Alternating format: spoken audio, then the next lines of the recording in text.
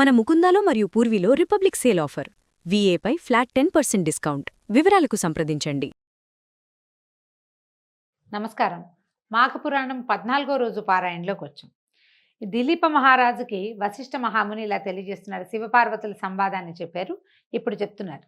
పార్వతీదేవికి పరమేశ్వరుడు చెప్పిన మాఘమాస మహాత్మ్యము, దాని ఫలితంతో పాటు ఒక బ్రాహ్మణ స్త్రీ భర్తతో సహా స్వర్గప్రాప్తిని పొందిన వృత్తాంతాన్ని తెలియజేస్తాను, వినమన్నారు. పూర్వం కాశ్మీర దేశంలో సుబుద్ధి అనే బ్రాహ్మణ పండితోత్తముడు ఒక ఆయన ఉండేవాడు. ఆయన చతుర్వేదాలు ఔపోసన పట్టిన దిట్ట. ఎంత గొప్ప పండితుడో అంత ఉత్తముడు కూడానట. ఆయన సకల సద్గుణ సంపన్నుడు. గౌరవము, మర్యాద, మనన, వినయ విధేయతలు, సర్వజీవుల ఎడ భూతదయ ఇత్యాది సద్గుణాలు కలిగి ఉండేవాడు. అతను అనేక మంది శిష్యుల్ని కూడా కలిగి ఉండేవాడట. అయితే ఈయన గొప్ప కీర్తి ప్రతిష్టలు సంపాదించాడు. ఈయనకి చాలా కాలానికి సుశీల అనే ఒక కుమార్తె కలిగింది. పిల్లకు ఒక 16 సంవత్సరాలు వచ్చినాయి. ఈ కొన్ని కథల్లో చూస్తామండి, మరి పొద్దున్న 8వ ఏట 7వ ఏటో పెళ్లి చేసేసిన కథలు ఇటీవల కాలంలో కథలు. కానీ ఈ కుమార్తెకి 16 వివాహ యోగ్యత వయసు అంటే 16, 18 సంవత్సరాలు వచ్చేదాకా వివాహాలు చేసినట్టుగా కనపడదు. ఈయనకి 16 సంవత్సరాల కూతురుందట. ఆమె చక్కని రూపురేఖలతో నవయవ్వన సౌందర్యవతిగా మెరిసిపోతూ ఉండేది. చాలా అందంగా ఉండేది. పిల్లకి పెళ్లి చేద్దామని నిశ్చయించుకున్నారు. ఏవో సంబంధాలు చూస్తున్నారు. అయితే ఈయనకి చాలామంది గణం చాలామంది ఉన్నారు. గుంపు చాలా సమూహం ఉంది. అందులో నుంచి సుమంత్రుడు అనే ఒక కుర్రవాడిని ఇంట్లో ఉన్న దైవ కార్యం కోసం పూజా సామాగ్రి అడవిలోకి వెళ్ళి తీసుకురమ్మన్నారు. పూజా సామాగ్రి అంటే ఏవో పువ్వులు, పసుపు కుంకాలు దొరకవు కదా. అక్కడి నుంచి యజ్ఞం చేయడానికి సమిధలు అవి ప్రత్యేకంగా కొన్ని రకాల చెట్లవే కొమ్మలు కావాల్సి వస్తాయన్నమాట. కొన్ని రకాల చిగుర్లు అంటే ఆకులు కావాలి. పంచపల్లవాళ్ళని చెప్తాం కదా మనం, మర్రి, రావి, జువ్వి, మేడి అట్లా అవి. అక్కడి నుంచి కొన్ని రకాల ప్రత్యేకమైన వంట చెరుకు కూడా, యజ్ఞంలో వాడటానికి చెరుకు కావాలి, ఇవి కావాలి, పుల్లలు కావాల్సి వస్తాయి కదా సమిధలు. ఈ సమిధలతో పాటుగా యజ్ఞంలో అర్పించవలసిన చెలువు అంటే మనం కొంత అన్న సమర్పణ చేస్తారు కదా, బలి సమర్పణ. ఆ సమర్పణకి కావాల్సిన ఆహారాన్ని వండడానికి కూడా ప్రత్యేకమైన చెట్ల కొమ్మల్నే వాడతారు. అవన్నీ తేవడం కోసం ఈ సుమంత్రుడు అనే ఒక కుర్రవాడికి ఈ పని చెప్పారు. చెప్పేసరికల్లా అతను ఏం చేశాడు, వెళ్తుంటే మార్గమధ్యంలో సుశీల తన స్నేహితురాళ్ళతోటి ఏదో బంతి ఆడుకుంటుందట. ఆ బంతి సుమంత్రుడు ఉన్న వైపుకి పడింది. ఆ అమ్మాయి ఆ బంతి తేవడం కోసం సుమంత్రుడు ఉన్న వైపుకి నడిచొచ్చి, వాడు మహాద్భుత సౌందర్యవంతుడట. 6 అడుగులు ఉండి చాలా చక్కగా ఉంటాడు. ఆ అబ్బాయిని చూసేసరికల్లా ఈ అమ్మాయికి మనసు చెలించి ఆ బంతి అక్కడ పారేసి అతన్ని అనుసరించింది. ఆ అబ్బాయి వెనకాలే వచ్చేసింది. ఆ వెళ్ళి సుమంత్రుడు అడవిలోకి ప్రవేశించాడు. ఈ అమ్మాయి చాటుమాటుగా అతన్ని వెంబడిస్తూ వచ్చింది. చాలా దూరం వెళ్ళేసరికల్లా లోపల ఒక అందమైన సరస్సు ఉందట. ఆ సరస్సు నిండా తామర పూలు గుంపులు గుంపులుగా ఉన్నాయి. తర్వాత ఎన్నో తుమ్మెదలు తిరుగుతున్నాయి. దాని సరస్సు చెట్టు బోల్డన్ని చెట్లు, మొక్కలు, పువ్వుల మొక్కలు, ఆ తర్వాత చిన్న చిన్న లతాని కుంజాలు లాంటివి ఎంతో. అంటే అదేమి ఏర్పాటుగా చేసింది కాదు, కానీ ఆ ప్రాంతం చాలా రమణీయంగా ఉంది. ఆ బోల్డని చెట్లన్నిటి మీద బోలెడన్ని పిట్టలు, పక్షుల కూతలతోటి అసలు ఎంత బాగుందంటే యాంబియన్స్ అద్భుతంగా ఉందన్నమాట. ఆహ్లాదకరమైన వాతావరణం కనపడుతోంది. ఈ కుర్రాడు ఏం చేశాడు, చాలా దూరం నడిచామని ఏవో కొన్ని చెట్ల కొమ్మలు అవి సేకరించి ఓ పక్కన పెట్టి ఆ చెరువులో దిగి మంచినీళ్ళు తాగి ఓ చెట్టు కింద పడుకున్నాడట. 10 నిమిషాలు పడుకున్నాడు. చాలా దూరం నడిచి వచ్చాడు కదా, వాడు అలసిపోయాడు. కళ్ళు మూతలు పడ్డాయి. చల్లదనానికి బాగా ఆహ్లాదకరంగా కూల్గా ఉంది వాతావరణం, ప్రశాంతంగా. కళ్ళు మూతలు పడి నిద్రపోయాడు. ఈ అమ్మాయి ఏం చేసింది, అతను పడుకున్నాక వచ్చి దగ్గర కూర్చుని ఏం చేసింది, పలకరించింది. నిద్రపోయేవాడిని లేవదీసింది. ఏం చెప్పిందంటే, నువ్వు ఎంతో నచ్చావు నాకు, నా మనసు వశం తప్పింది. సరే, మన ఇద్దరం కలిసి ఇక్కడ కొంత సమయం గడిపి ఇంటికి వెళ్దామని అడిగింది. అడిగేసరికల్లా అబ్బాయి తెల్లబోయి, ఇదేమిటి నువ్వు ఇలా మాట్లాడుతున్నావు, నువ్వు గురువుగారు అమ్మాయివి, సోదరి సమానరాలివి, ఇట్లా చేయకూడదు మనము అంటే ఆ అమ్మాయి వల ఏడ్చేసింది. ఏడ్చి ఏమంది, నువ్వు నచ్చావు, మనసు చెప్పినట్టు ప్రవర్తించాలి మానవులు అన్నవాళ్ళు.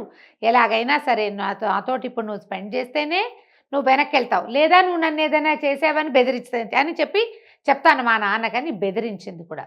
ఆ అబ్బాయి కూడా వాతావరణం చల్లగా ఉంది, అక్కడ ఎవ్వరూ లేరు, ప్రశాంతంగా ఉంది.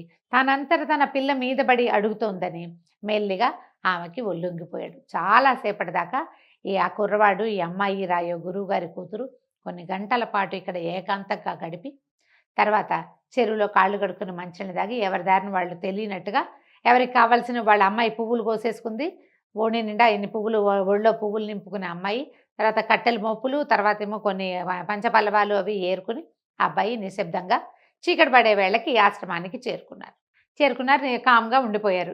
గురువుగారు కూడా అయ్యో పొద్దున పిల్ల పొద్దుననగా ఎండలో వెళ్ళింది, అడవిలోకి వెళ్ళింది అన్నారు, పువ్వుల కోసం వెళ్ళింది కాబోలు, నీ బాగా అలసిపోయావమ్మా, రెస్ట్ తీసుకో, ఏదైనా తిను, ఎందుకు ఆ ఎండలో నడిచిలే, మొహం వాడిపోయింది చూడని తండ్రి తన సహజమైన పితృప్రేమతో, కూతురు ఏం వెలగబెట్టొచ్చిందో ఆయనకి పాపం తెలియదు కదా, ఆ అమ్మాయిని ఏదో ఇది చేసి ముద్దు చేసి భోజనం అది పెట్టించి పడుకోమ్మా రెస్ట్ తీసుకుంటే ఆ పూట ఈ అమ్మాయి చేసినటువంటి ప్రణయ కలాపం వల్ల వచ్చిన అలసటతోటి హాయిగా నిద్రపోయింది. నిశ్శబ్దంగా ఊరుకున్నారు. కోరిక తీరిపోయాక ఇంకా వాళ్ళిద్దరూ ఒకళ్ళతో ఒకళ్ళు మాట్లాడుకోలేదు. కొంతకాలం గడిచాక సుశీలకి వివాహం చేశారట. కాకపోతే వీళ్ళు అనుకుంటున్నారు, వాడికి తెలుసు సుమంతుడికి ఇది తప్పు చేశాం మనమని అనిపించింది, ఈ పిల్లకి తను తప్పు చేశానని ఏమీ అనిపించలే, ఎవరికైనా తెలుస్తుందేమోనని చూసింది, ఎవరికీ తెలియలేదు, ఈ గుట్టు చప్పుడు కాకుండా ఊరుకుందనమాట. సరే క్రమంగా ఏమైంది, పిల్లకి పెళ్లి చేశారు. పెళ్లి చేసేసరికల్లా వివాహం వైభవంగా జరిపారట. అత్తవారింట్లో అడుగుపెట్టింది సుశీల. కొద్ది రోజులకే భర్త మరణించేసరికల్లా ఏం చెయ్యాలో తెలియలే. భర్త శవం మీద పడి బోర్మని పిలిపించింది. వెంటనే కబురు చేశారు. గురుగారి సుబుద్ధి అనే గురువుగారు కూడా పరిగెత్తుకుంటూ వెళ్ళారు.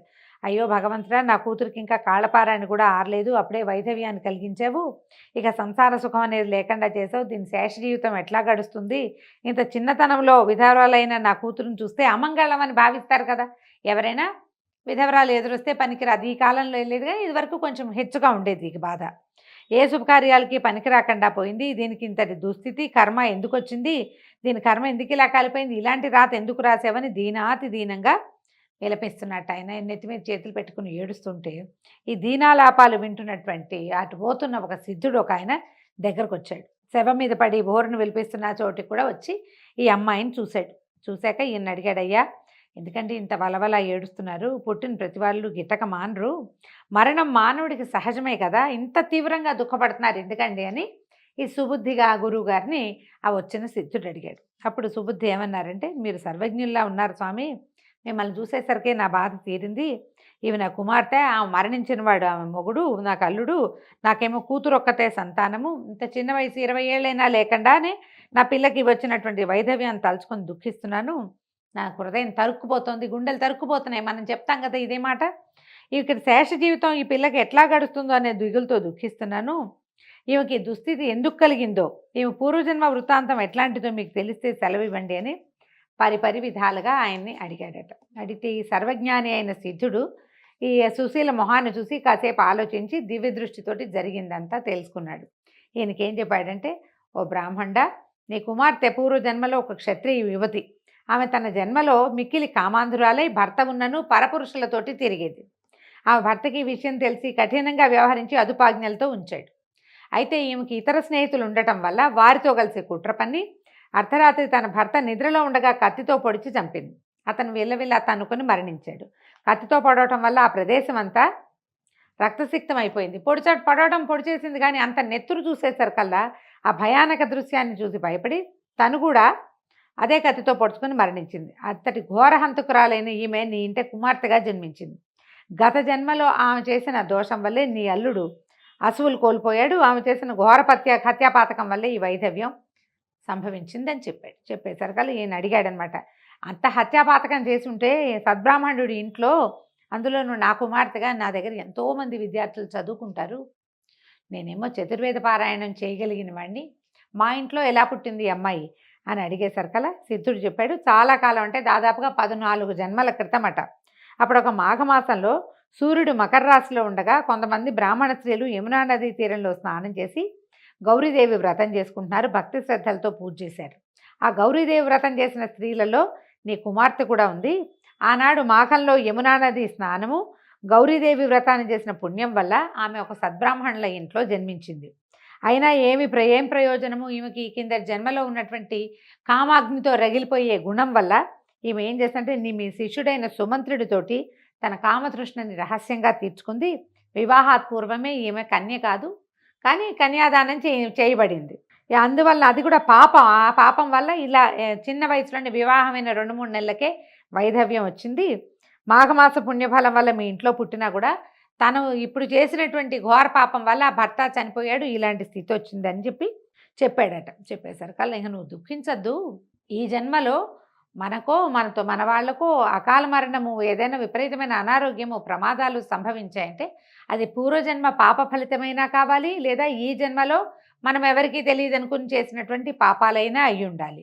ఇంకా దుఃఖించద్దు, కర్మ సిద్ధాంతం ప్రకారం కానున్నది కాక మానదు, జరిగిపోయేది జరక్క మాందు, జరిగింది జరుగుతుంది, జరగబోయేది అంతా మనం మంచిగా అనుకోవాల్సిందే, మంచో చెడో జరిగిపోయింది అంతే అనే సకల సుబుద్ధి విపరీతంగా దుఃఖించాడట. నేను ఎలాంటి పాపపు మాటలు విన్నాను, అయ్యో కింద జన్మలో భర్తను చంపి తన ఆత్మహత్య చేసుకుంది, ఎంత అఘాయిత్యం, పోనీ ఈ జన్మలో అయినా కన్యగా ఉండి వివాహం చేసుకుందా అంటే, అది కాకుండా నాకు శిష్యుడైన వాడు నా కొడుకుతో సమానం, దీనికి అన్నవుతాడు కదా, మామూలుగా కూడా మనం చెప్పుకుంటాం గురువుగారు తండ్రితో సమానం కాబట్టి. ఇలా కామంతో కళ్ళు మూసుకుపోయి వావి వరసలు లేకుండా ఇలా కామాంధురాలైపోయింది. అయ్యో ఇంత ఘోరం, ఈమె నా కూతురు అవటమే నాకు సిగ్గుగా ఉంది అని చాలా బాధపడి, కానీ ఓ పక్కన ఆయన చెప్పాడనమాట, తీవ్రమైన కోపంగా ఉంది, కానీ అవ్యాజమైన అనురాగం కూడా ఉంది. నా కూతురు ఇలాంటి దుస్థితిలో ఉంది, ఇప్పుడు ఏం చేయబోతుందో రేపొద్దున, మళ్ళీ ఇంకెన్ని పాపాలు మూట కట్టుకుంటుందో, కాబట్టి నా పిల్లని ఇందులో నుంచి బయటపడేయండి. నా యందు దయించి నా కుమార్తె చేసినటువంటి కిందటి జన్మలో చేసిన ఘోర పాపము, ఈ జన్మలో చేసినటువంటి ఘోర అపరాధము, ఈ రెండింటి నుంచి ఎలా విముక్తురాలవుతుందో తెలియజేయండి అని పరిపరి విధాలుగా బతిమలాడేటట. అప్పుడు ఈయన చెప్పాడు సిద్ధుడు, ఈ మాఘమాసంలో నీ కుమార్తె చేత నదీ స్నానం చేయించి గౌరీదేవి పూజ చేయించు, ధూపదీప నైవేద్యాదులతో పూజించి ముత్తైదులను పిలిచి వాయినాలు ఇప్పించు. మాఘమాసం 30 రోజులు నీ కూతురుతోటి ఈ విధంగా చేయించు. భక్తి శ్రద్ధలతో విష్ణుదేవునికి పూజలు, భజనలు, సంకీర్తనలు, హరికథలు ఇత్యాదులను నిర్వర్తించు. అలా నీ కూతురుతో చేయించినట్లయితే ఈమె యొక్క పంచమహాపాతకాలు హరించుకుపోయి నీ అల్లుడు కూడా పునర్జీవితుడు కాగలడు. అత్యంత నియమనిష్టలతో ఆచరిస్తే గనక నీ కోరిక తప్పక నెరవేరుతుంది. ఆ విధి విధానాన్ని కూడా వినమన్నారు. గౌరీ పూజ ఎలా చేయాలో చెప్తున్నారు. మాఘశుద్ధ విధి నాడు ముత్తైదువుని పిలిచి వారికి స్నానము గావించి వారి పాదాలకు పసుపు రాసి నుదుట బొట్టు పెట్టి పూజించాలి. 2 కొత్త చేటలు తెచ్చి అందులో ఒక దాంట్లో చీర, రవికల్గుడ్డ, పసుపు, కుంకుమ, పళ్ళు, స్వయం పాకము, తమలపాకులు, వక్కలు దక్షిణ ఉంచి దానిపై 2వ చేటను మూత వేసి మూసివాయినమని చేస్తారు. చేటల నోము అలాంటివి కూడా ఉంటాయి కొంతమందికి, అది చెప్తున్నారనమాట. ఒక ముత్తైదుకు వాయినం ఇవ్వాలి. అటు పిమ్మట ఆ ముత్తైదుకు పంచభక్ష పరమాణాలతో సంతృప్తిగా భోజనం పెట్టి తృప్తిపరచాలి. దీనివల్ల పరపురుష సాంగత్య దోషము నివారణ అవుతుంది. ఈ అమ్మాయి ఈ జన్మలో చేసినటువంటి సుమంత్రుడితో కలిసి చేసినటువంటి దుష్క్రియతాలకు సమస్య దీంతో తీరుతుందట. కొంతమంది ఆరవ సురత్వాన్ని ప్రకటిస్తారు. నదికి వెళ్తారు స్నానం చేద్దామని, నద్దాక వెళ్ళి అయిష్టంతో స్నానం చేయకుండా వచ్చేస్తారు. ఇక్కడ చాలామంది ఉన్నారు, నీళ్ళంత శుభ్రంగా లేవు, ఏవో కొట్టుకొస్తున్నాయని అనుమానాలతోటి నదిలోకి దిక్కండా వెనక్కి వచ్చేస్తారు. అలాంటి వాళ్ళని భార్యలు ప్రోత్సహించి నదీ స్నానం చేయించాలట తప్పకుండా. అంటే నదికి వెళ్ళినప్పుడు వాళ్ళు కాదన్నా మనం అవుననిపించాలి. ఆడవాళ్ళకి ఈ పట్టం కడుతున్నారు చూడండి. ప్రతి మగవారి ఔన్నత్యం వెనకాల మగ ఉంటుందని కదా సామెత. కావున స్త్రీలందరూ నిష్ఠతో మాఘమాస స్నానం చేయాలి, వారి భర్తలతో చేయించాలి.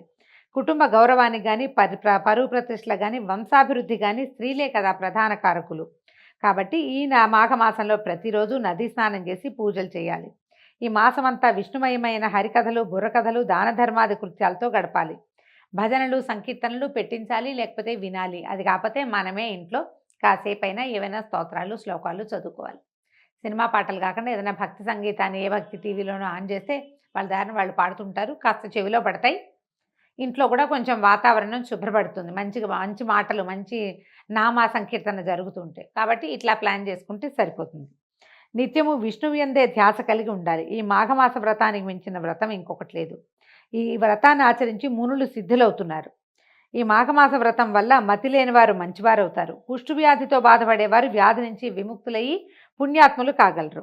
అయితే దీని మాఘమాసాన్ని గొప్ప కోసం కానీ డాంబికంగానే నిర్వర్తించరాదు. గొప్పలు చెప్పకూడదు, నేను చేస్తా, పొద్దున్నే లేస్తా, నాకు ఏటా అలవాటే, అలా ఏం చెప్పద్దండి. ఎవరి దారి వాళ్ళు చేసుకోవాలంతే. 10 మంది మెప్పు కోసం ఈ వ్రతాన్ని చేయొద్దు. మంచి మనసుతో త్రికరణ శుద్ధిగా నియమనిష్టలతో మాఘమాస వ్రతాన్ని చేసిన వాళ్ళు విష్ణు సాయుధ్యాన్ని పొందుతారు.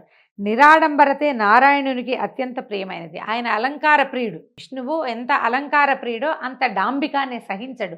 ఆయన చక్కగా అందంగా తయారవుతాడు, మంచిగా నగలన్నీ పెట్టుకుని. ఆయన మంచి అలంకారం కావాలి. కానీ నువ్వు అలంకారం ప్రపంచం కోసం చేసుకోకూడదు, ప్రపంచం కోసం ఏదీ చేయకూడదు. నీకోసం నువ్వు చేసుకుంటే చేసుకో అంతే. చిత్తశుద్ధితోటి మాఘమాస వ్రతాన్ని చేయాలి. భక్తి శ్రద్ధలు, నియమనిష్టలు, నిరాడంబరత, చిత్తశుద్ధి మునగున్నవే ప్రధానాలు అని సిద్ధుడు ఉపదేశించి తన దారిని తను వెళ్ళాడు. సుబుద్ధి అంతటా తన కూతురు సుశీల చేత సిద్ధుడు ఉపదేశించినట్లుగా చేయించాడు. తత్ఫలితంగా మరణించిన అల్లుడు పునర్జీవితుడయ్యాడు. అందరూ మాఘమాస వ్రతాన్ని ఆచరించి పాపరహితులయ్యారు. దీంతో 14వ రోజు పారాయణ పూర్తయిందండి. రేపు ఉదయం 15వ రోజు పారాయణలో మళ్ళీ కలుసుకుందాం. నమస్కారం.